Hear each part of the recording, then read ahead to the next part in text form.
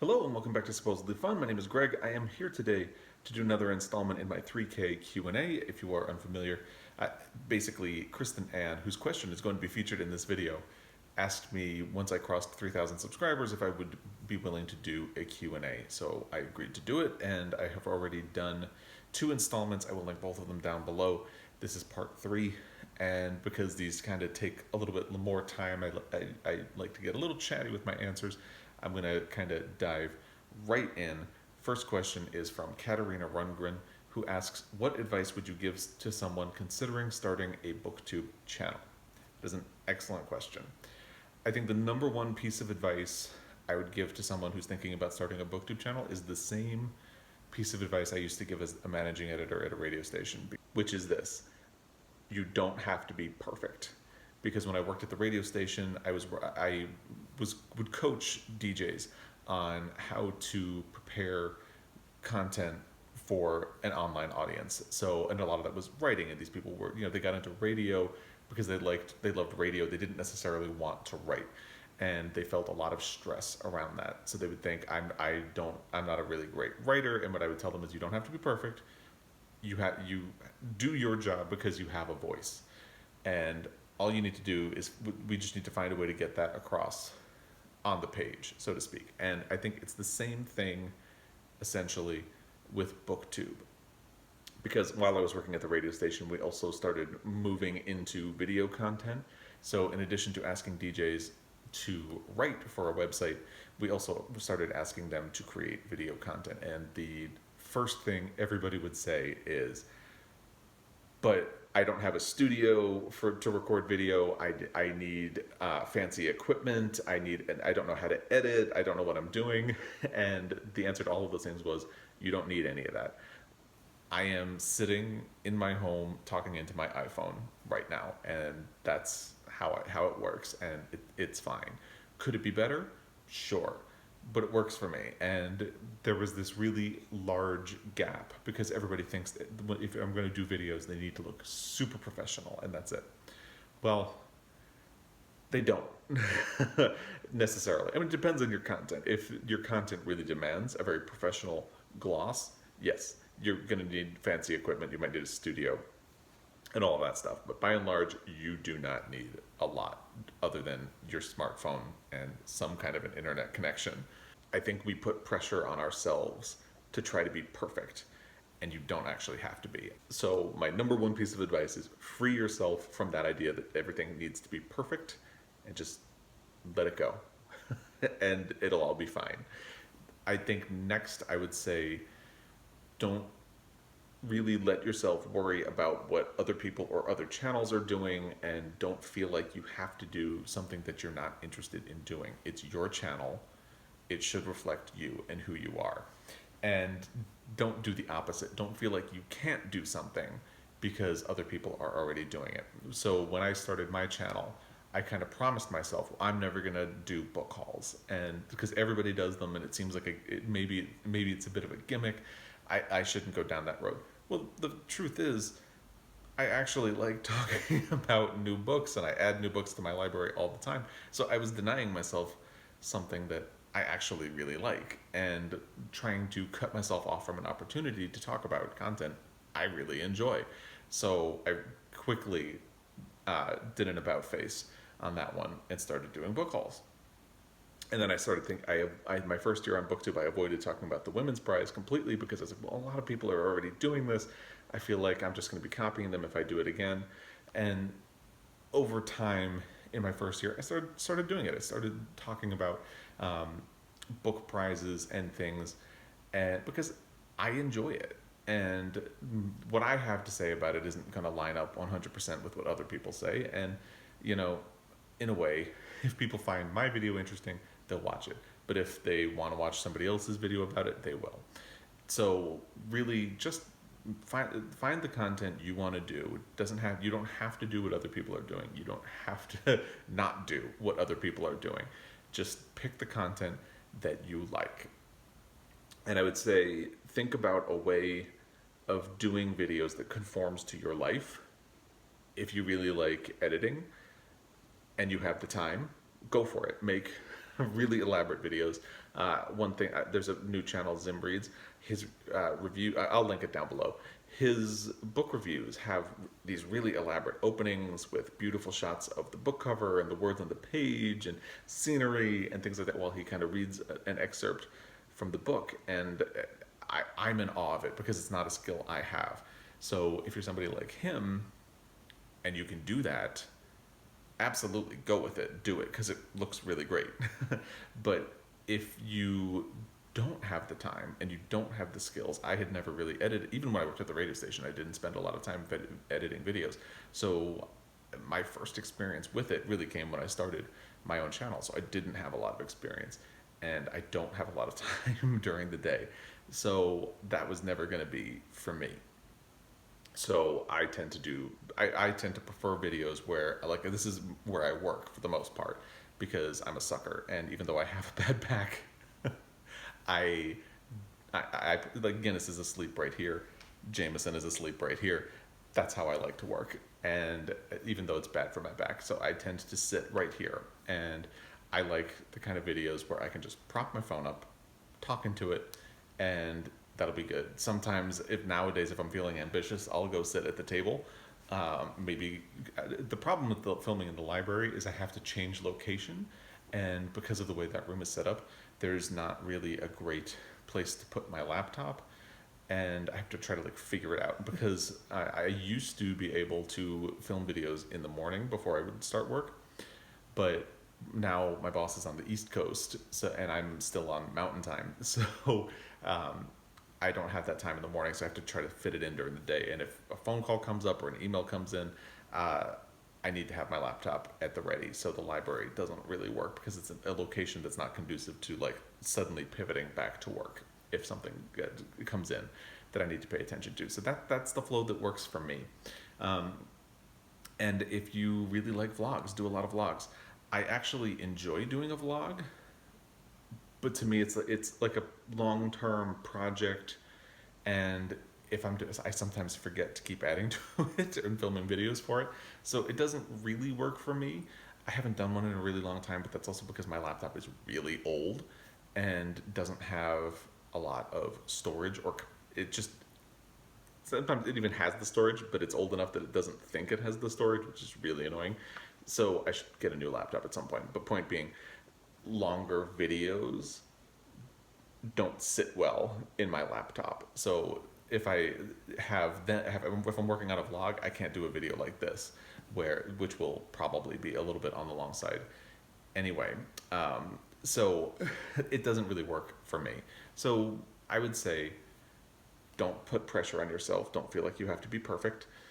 Don't worry about what other people are doing. Do the content that you like, and find a way of doing videos that conforms to your life. If you can do videos every day, do videos every day. If you can only do one video a week, do one video a week. But there are things I would say you need to do. And I think I'm running a little bit long with this question. Maybe I should do a separate video about this. Apparently I have a lot to say. So I might do that. Katarina Rundgren, you inspired me to do a video. But I will say there are things that will be helpful to you. So you don't have to have a fancy camera, you don't have to have a fancy setup or a pretty background. All of those things will help. Thumbnails help. You have to have a thumbnail anyway, but you don't need elaborate photography or anything like that. I think posting regularly is a big deal, especially with YouTube. They want to know that you are not somebody who's going to abandon your channel. So they'll help. If you post regularly, they will help put your content out to a wider audience. But again, if your goal is not to get traffic, don't worry about that. Post when you can, when you feel like it. Don't put a whole lot of pressure on yourself. This is supposed to be fun. Now, interestingly, nobody asked about the name of my channel. So I'm going to take this opportunity to just tell you why I call my channel supposedly fun. Well, so it started back 2009, I think. I wanted to start a book blog because I had been reviewing books on Amazon for a while. I was working in publishing, but I still wanted to have a forum, and I didn't like Amazon, so I wasn't sure I wanted to keep doing that. So I wanted to have a blog, and I was trying to think of a catchy pun name for it. And what I came up with was a spin on so David Foster Wallace has a book called A Supposedly Fun Thing I'll Never Do Again, and I thought a fun spin on that would be a supposedly fun blog I'll never read again. Well, that was really cumbersome, so I shortened it to supposedly fun. And I quickly lost the David Foster Wallace connection because I've never actually read David Foster Wallace, so it seems weird to have the name of your blog be a pun on an author you've never actually read.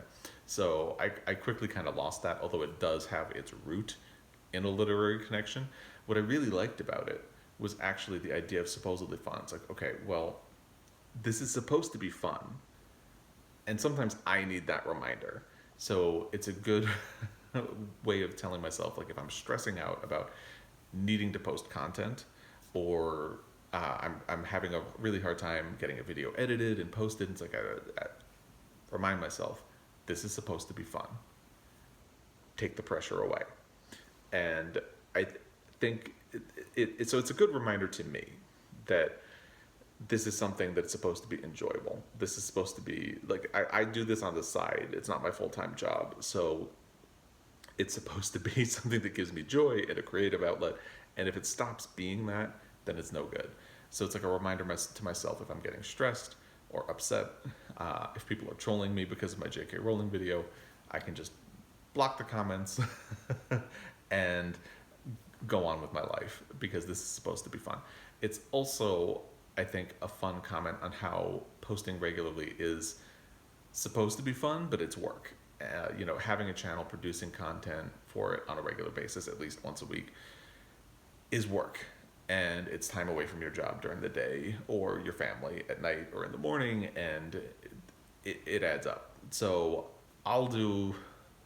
that's the story behind the channel name. Nobody asked, but I thought it was interesting. I kind of expected somebody to ask, and nobody did, so I'm just throwing that out there as a bonus. And Katarina, I'll think of, I don't know when I'll get to it, but I will think about doing a full video on tips for people starting a BookTube channel. Hopefully that at least is a good foundation. Yeah, that's 12 minutes right there. So I'm definitely gonna have to do a full video on that one. Let's get to the next question. Mickyboy Mick asks, what was it that created your voracious appetite for reading? What was the actual spark, and how have your tastes in literature changed over the years? I think the fact that my parents read to me so much is probably the spark. Or it's probably the foundation, at least, because a lot of people are read to by their parents and don't make it a thing in their life. But I'd say that is where I got my voracious appetite for reading, because I would get lost in the stories that they were telling. And I don't think I've mentioned this before, because this has kind of come up, but when my father would read to my sisters and my sisters were not as into the books as I was. They didn't get lost like I did. So he would feel like he needed to keep their attention. So he would slip jokes into the book. Like if he was reading Little House on the Prairie, and they sat down for dinner, he would suddenly just say, and then Laura ripped out a large fart. And my sisters would laugh, and I would get so angry, because I was like, that is not in the book. And it was just something that, looking back, it's funny, but I would get so mad about it at the time, because I was lost in the story, and he was like interrupting it and not telling what was actually in the book. But my sisters loved it, and they would think it was funny that I would get mad. But so I think that's the foundation for what made me a reader. I think the actual spark is when I read Matilda by Roald Dahl. I think that's what made me a lifelong dedicated reader. I just really loved that book. And because I loved it, I kept seeking out more books like it. I read a lot of Roald Dahl, and I loved going to the library, but that was my first favorite book, and I'd say it was the spark. Reading to me as a child was also an escape mechanism. It meant I was kind of a shy kid, so it meant I didn't have to interact with the world. And, my parents would fight a lot, so that it was kind of an opportunity to ignore what was going on around me. And I think that habit that I formed as a tool of escape also followed me throughout my life. I used to be kind of snobby about reading, and I've talked about that before. I'm not anymore. I think as long as a person is reading, it doesn't necessarily matter what they're reading. Just let them read, and it'll be fine. So now we get to KDBooks. My question is simply, you are on death row and it is your last meal. You need to choose a starter, a main course, and a dessert. What do you choose? Good question. I'm definitely going breakfast because breakfast is my absolute favorite. It makes me really happy. So, especially in a situation like that, I feel like I would want a little happiness. The tricky thing is that breakfast doesn't necessarily need a starter, so that gets a little difficult. So, for my main course, I'm going with the classic. It's pancakes. Pancakes are my favorite food, and I'd have them with scrambled eggs and sausage and some crispy bacon. And if I had to choose a starter, I would probably go with biscuits and gravy because why not? It's a last meal. For dessert, I would go with my ultimate comfort snack, which is cookies and milk. And that goes back to like a childhood memory. Every time would sleep at my grandmother's house a lot, and she would let me have cookies and milk before bed, and that was always like a really happy memory for me because she would sit down at the table with me, and we would talk and joke around, and she'd let me dunk my cookies and kind of make a mess, and then it was bedtime. And I don't know, for some reason, cookies and milk has always stayed in my heart for that reason. So I would have to go with that. Now, in terms of what cookie, my favorite cookie is just a really good chocolate chip. Maybe some shortbreads, if I could be picky. But like a really good chocolate chip. Ideally, like my favorite cookie is from Levan, which is a bakery in New York City.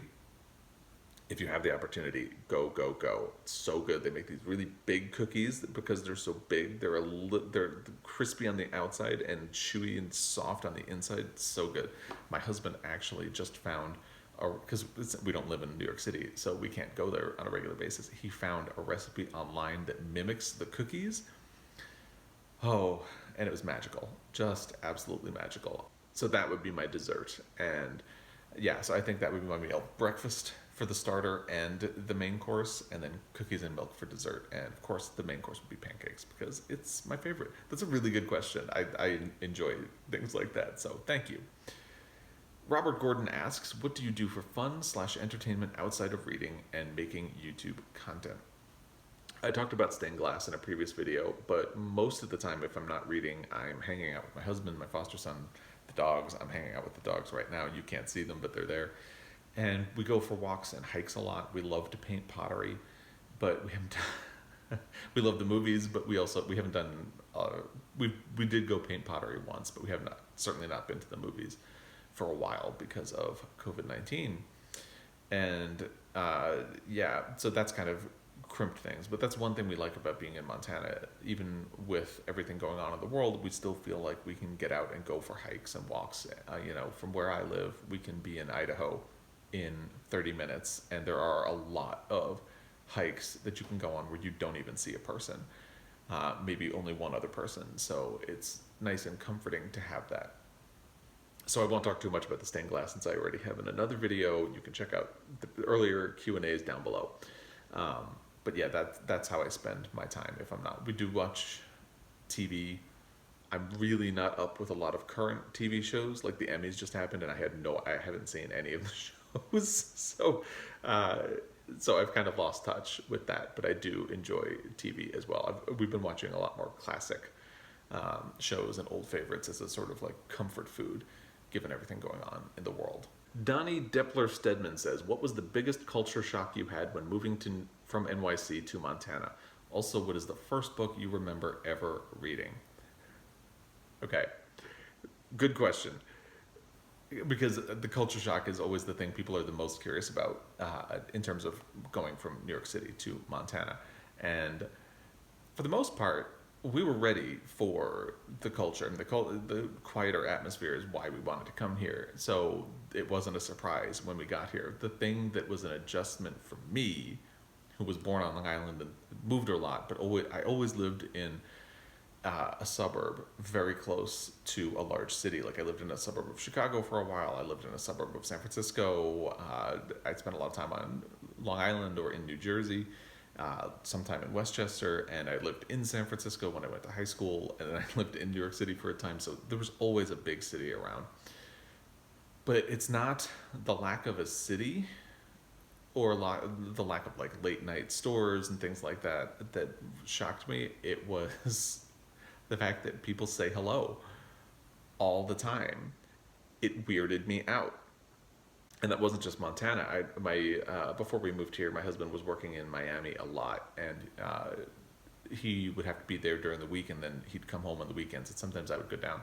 And when we were there, if people got on the elevator, they'd say, "Hi, how are you?" And after a while, after like the second or third time this happened, we were walking out of the elevator, and then I just looked at my husband and was like, "What's the deal? Why do people keep asking how we are?" And he's like, "Because they're being nice." And it was like a new concept to me, because in New York you don't pay attention to people, and it's not. I think New York gets a reputation for people being mean. Yeah, it happens, but I think a lot of it is because when you have that many people in one area, you just want to be left alone, and because you don't have a lot of privacy. So if you're in an elevator, you just kind of look down, do your own thing. You don't talk to the people around you. That's it. And then we moved here, and even I went to the transfer station to drop off some recycling, and I'm dumping stuff in, and all of a sudden there's this voice next to my shoulder that startled me. And it's this lady saying, "Hey, do you like your car?" I was like, "What?" And the car. I've been thinking about getting that type of car. How do you like it?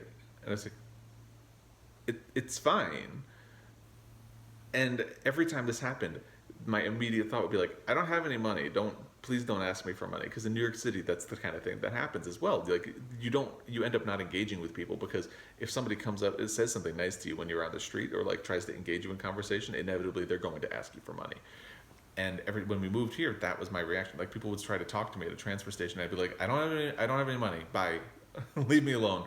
So it was this really hard adjustment to like, no, they're really just trying to be nice. Maybe you should cool it. So that was hard. And I wasn't even used to people in grocery stores. Like I would always walk up to them and say, "Hello, how are you today?" And they might kind of mumble a response. But here, they say it first. And that was always like, "Oh." So yeah, it's an interesting thing to be culture shock, but yeah, that was definitely it. And I still sometimes struggle with it. And actually, one of the times we went back to New York City, we were at Rockefeller Center looking at the Christmas tree, and all of a sudden somebody came up to me and was like, "Oh, really nice weather, right?" Or no, not weather. They were like, "A really nice tree, right?" And I was like, "Yeah, it's beautiful this year." And they immediately started asking me for money, and I was like, "Oh, this is why I don't talk to people." And yeah, it was just kind of funny. It was like I lost the skill. Donnie had another question. Also, what is the first book you remember ever reading? Who? My parents read to me all the time, and I honestly don't remember what book was first, but I have distinct memories of them reading The Boy Who Fooled the Giant, which is out of print. Nobody knows that book. Three Little Kittens, The Owl and the Pussycat, and Pat the Bunny. Pat the Bunny is probably the earliest memory that I have, because they would have read that to me when I was really small. But because I had an older sister, it's very likely that the others would have gone in there. And I don't, because we read them on rotation, so I don't know which one came first. But those are the ones that I have the earliest memories of. Night Before Christmas is also up there, but that was seasonal, as you can guess. So yeah, it was probably one of those. Jennifer Nash asks, "I would love to hear your 3 desert island books." So that's an interesting question. I think if I were going to be stuck on a desert island, I would want to take a project book, because you're not going to have much else to do. So I would want a big project book that I could kind of get into and work my way through and force me to think a little bit. Something like the Tale of Genji would probably be a good choice for that. It's a really long, really long, dense classic book, and I think it's something I would probably be more interested in than, say, Moby Dick, which is another classic project book.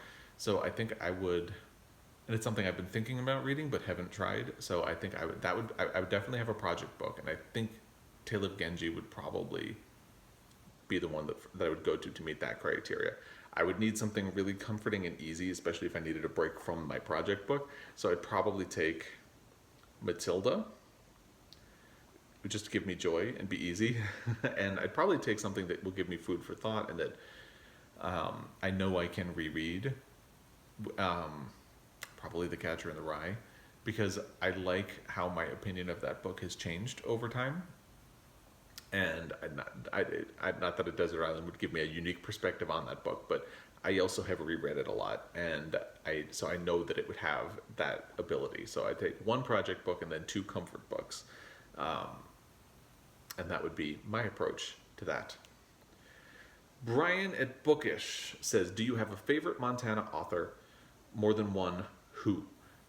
Your husband is a chef slash baker, I think. What is the thing he bakes or makes that you like the best?"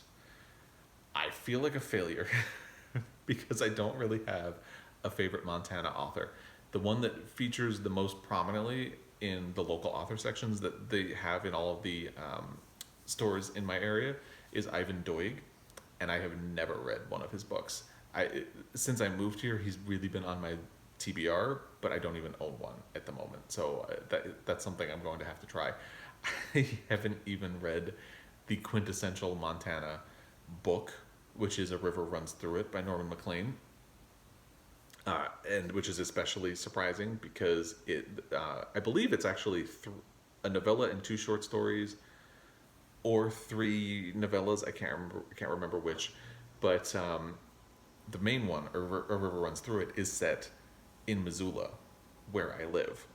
So it's even more disappointing that I haven't gotten to that one. It's even adjacent to my fascination with the Pulitzer Prizes, and because my Pulitzer Prize project, it was a finalist in the year it was released, but there was no winner that year, and I can't remember the story right now. I think that was the year of no, it couldn't have been the year of Roots, because by 1977 Roots would have already been out, I think.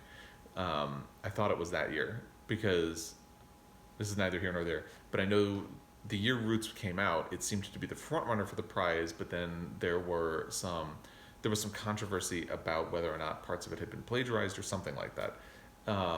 So they ended up not awarding a prize at all, rather than give it to a book that was having some controversy about its authorship.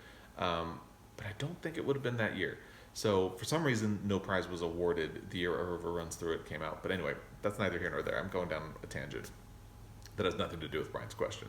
So unfortunately, I don't have a favorite author for Montana. It's something I'm going to need to work on. And I've only read scattered books here and there that are set in Montana. Certainly not enough that I could call that author a favorite. And they've been kind of one-offs, and I can't think of one that I really liked either. Maybe it would be A River Runs Through It, but that's something I'm going to have to work on. In terms of my husband and what he makes, he actually was working as a pastry chef when we met.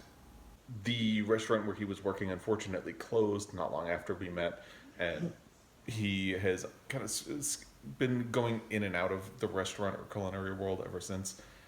I would say the thing, wow. Well, I'm a huge fan of my husband's pecan pie. And I was not a pecan pie fan when I met him. He made me a convert. Now I love it. But I no pecan pie will ever live up to his, which is just, to me, it's amazing. He made a cookbook. The recipe is in it. The link is below. Yeah, it's so good. He also, in terms of things he introduced me to, he makes this kind of, I don't remember the name of it, but it's this savory Moroccan pie that has this phyllo dough crust, and it's amazing. It's got like layers of meat and like pistachio, and it's so good. And it's something that I had never encountered until I met him, and he made it for me. It's a complicated thing, so he's only made it twice, but I just love it. A lot of what he makes is kind of comfort food and really simple and just delicious. And yeah, he's opened my.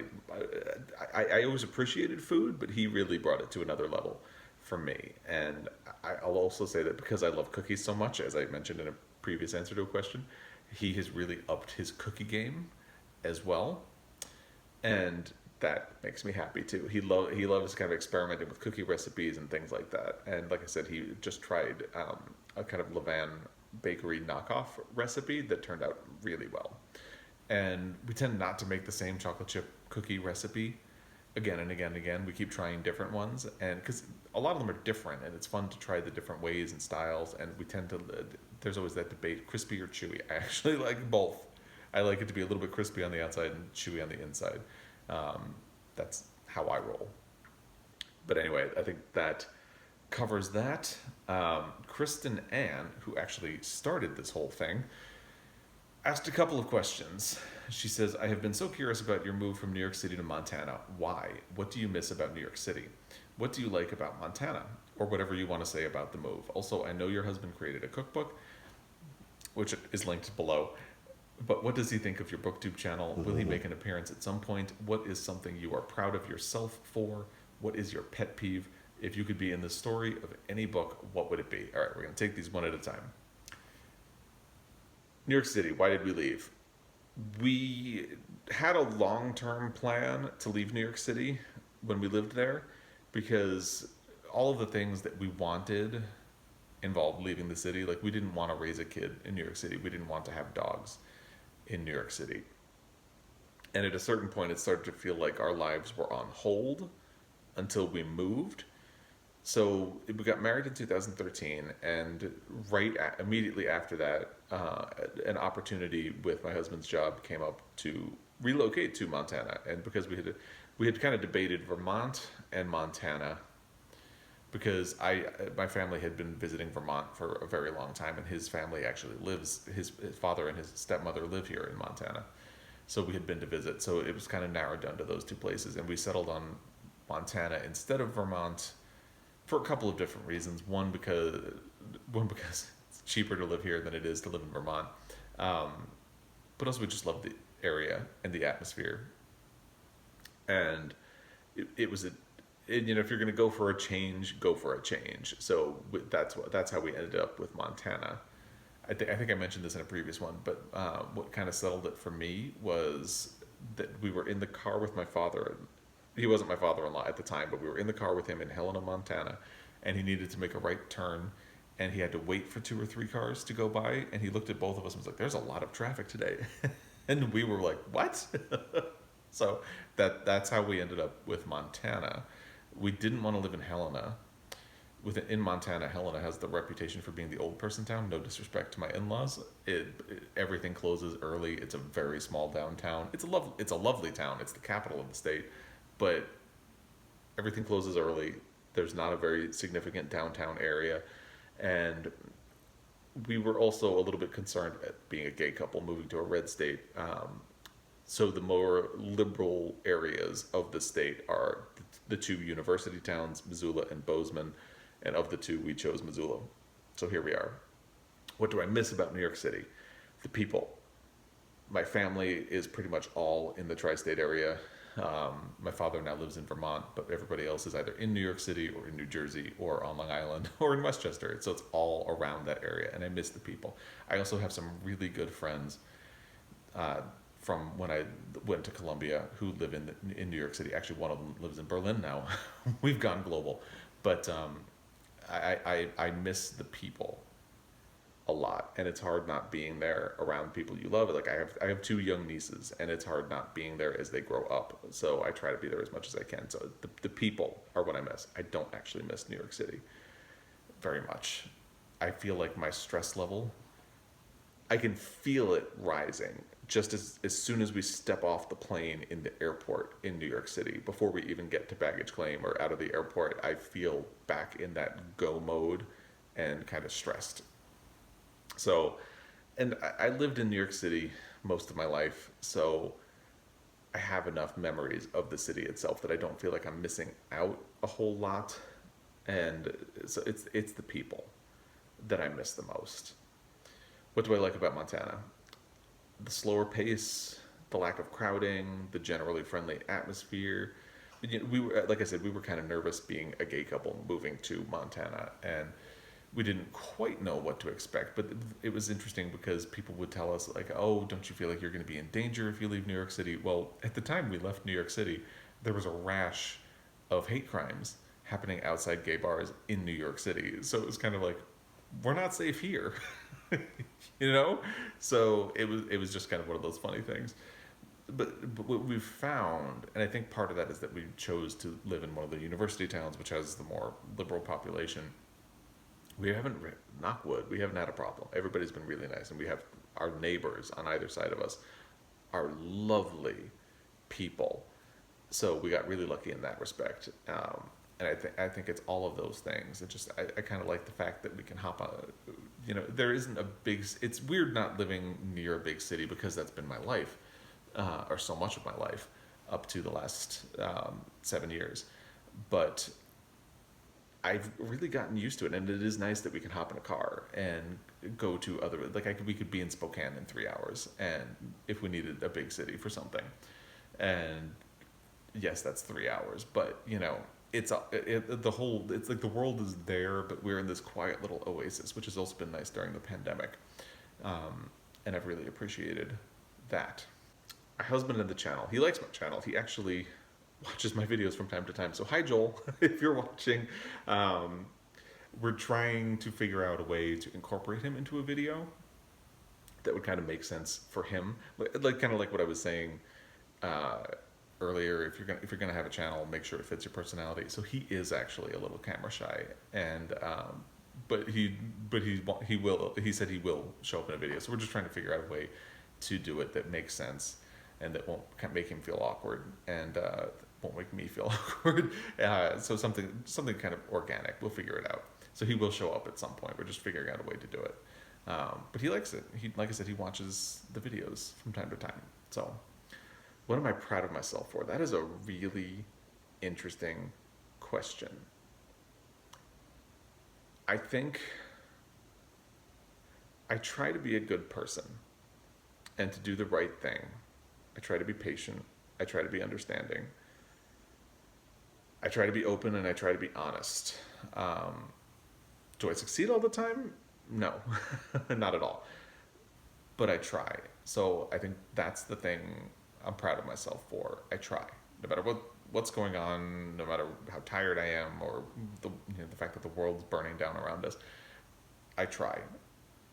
I'm not there, but I try. And hopefully, because I try, I keep getting better. I don't know. We'll find out. TBD on that.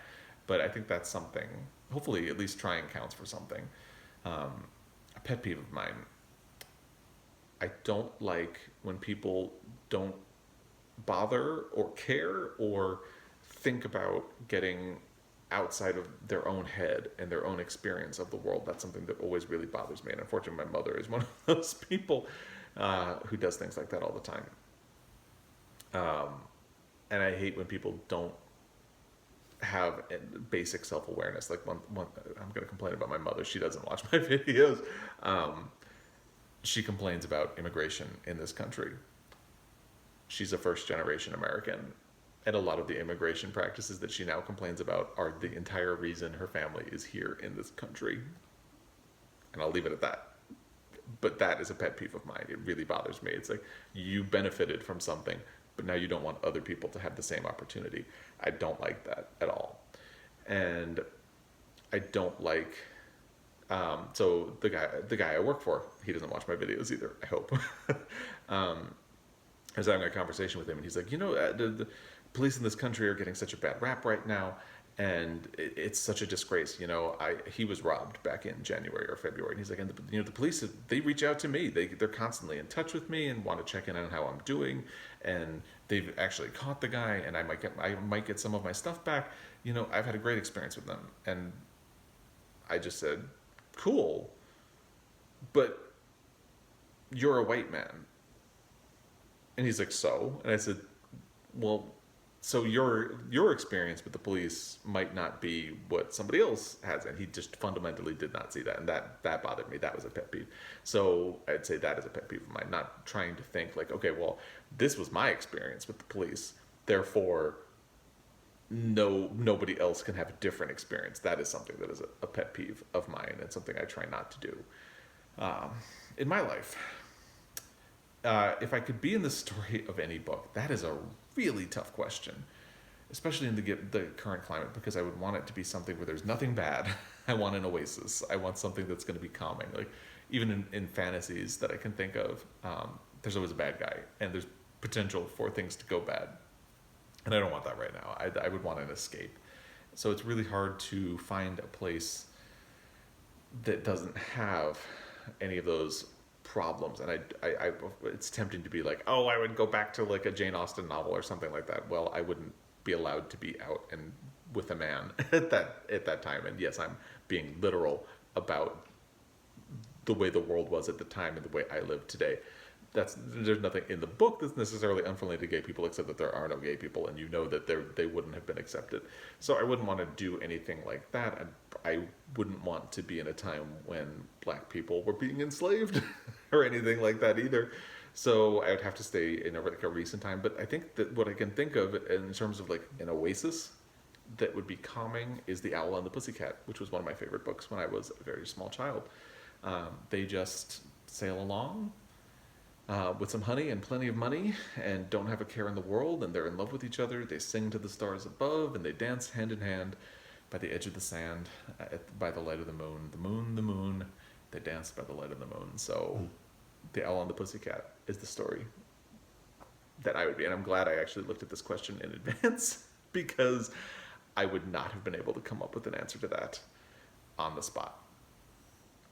And thank you, Kristen Ann. Thank you to everybody who asked questions, but Kristen Ann in particular, because she's the one who suggested the 3K Q&A. So thank you.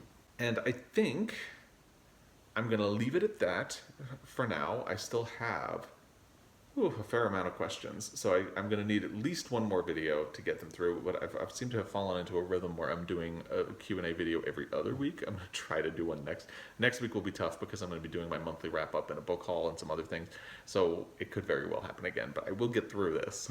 There's still a couple of questions.